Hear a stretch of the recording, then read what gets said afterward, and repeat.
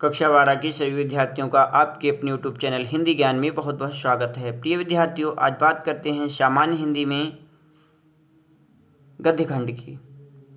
तो हम लोग गद्य खंड में इससे पहले साहित्यकारों का जीवन परिचय, साहित्यिक परिचय और उनकी प्रमुख रचनाओं का अध्ययन कर चुके हैं।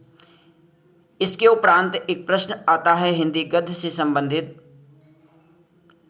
कि गद्यांश दिए होते हैं, उनके नीचे प्रश्न लिखे होते हैं कि निम्नलिखित प्रश्नों के उत्तर गद्यांश को पढ़कर दीजिए या गद्यांश के आधार पर निम्नलिखित प्रश्नों के उत्तर दीजिए।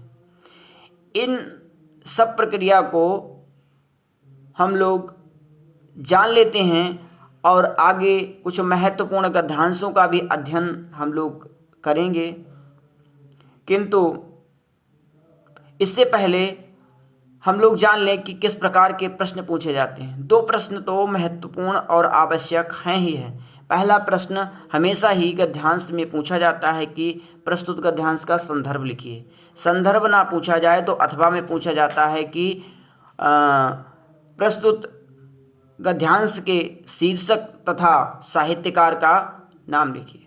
तो हम लोग जब गद्यांश को पढ़े हुए होंगे, पाठों का अध्ययन किए हुए होंगे, तो हम इसको पहचान लेंगे कि ये किस पाठ से लिया गया है और पता होगा कि इस पाठ के साहित्यकार का नाम क्या है, तो आसानी से इस प्रश्न को दे सकते हैं। ये अकेला प्रश्न 2 नंबर का आता है। उसके बाद एक रेखांकित अंश दिया जाता है। तो रेखांकित अंश जो अंडरलाइन होता है उसकी हमें व्याख्या लिखनी होती है। रेखांकित अंश की व्याख्या कीजिए। ये 2 प्रश्न तो प्रॉपर आवश्यक पूछे ही जाते हैं।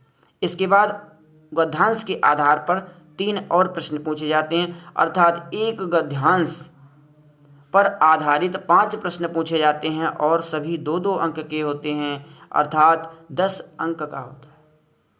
प्रिय विद्यार्थियों, तो हम लोग इस छोटी सी वीडियो के माध्यम से ये जान लेते हैं कि हिंदी गद्य के महत्वपूर्ण पाठों को हम लोग कैसे पहचानें, उनके लेखकों को कैसे याद रखें।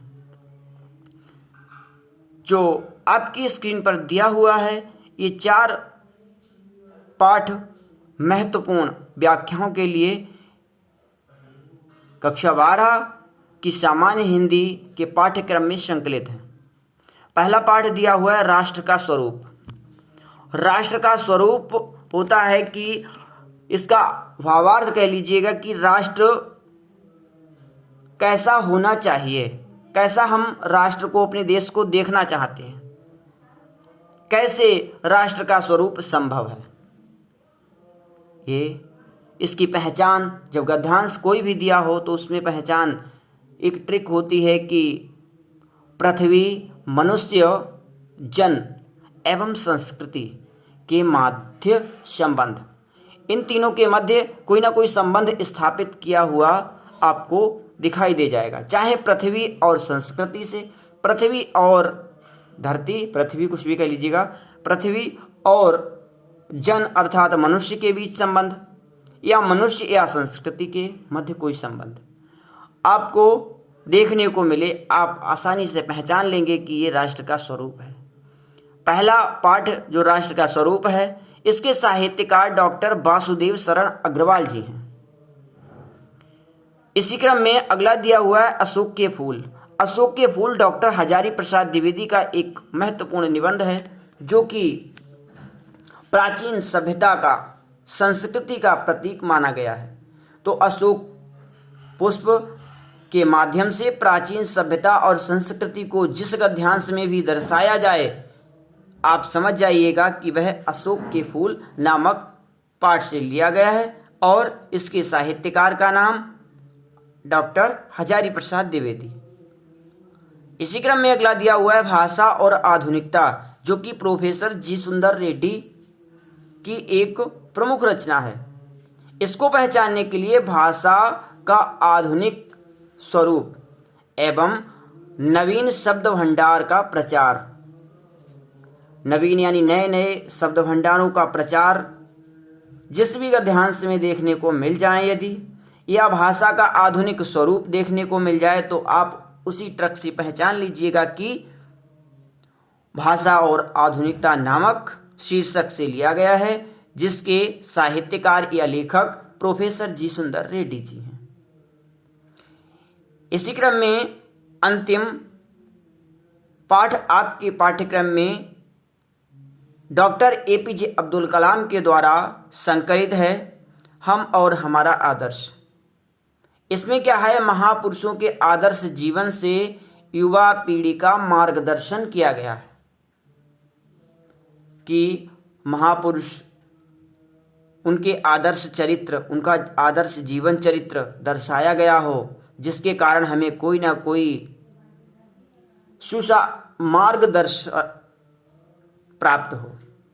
जो मार्गदर्शन हमें प्राप्त हो, पथ प्रदर्शन हमें प्राप्त हो, तो ऐसे गद्यांश में हम लोग पहचान लेंगे कि हम और हमारा आदर्श नामक पाठ से लिया गया है। इसके साहित्यकार डॉक्टर एपीजे अब्दुल कलाम जी हैं।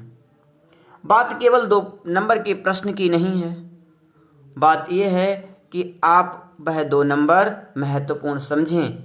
उन 2 नंबरों को आप बिल्कुल गलत ना करके आएं। प्रिय विद्यार्थियों, इन्हीं चारों पाठों में से कोई ना कोई 2 गद्यांश आपको दिए गए होंगे। 2 में से कोई एक गद्यांश परीक्षा में आपको करना होगा और जिसका आप सही प्रदर्शन करके आएंगे।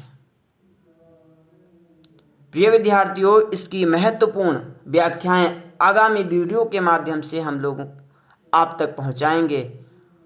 आप लोग अच्छे से अध्ययन करिए और परीक्षा भवन में इसका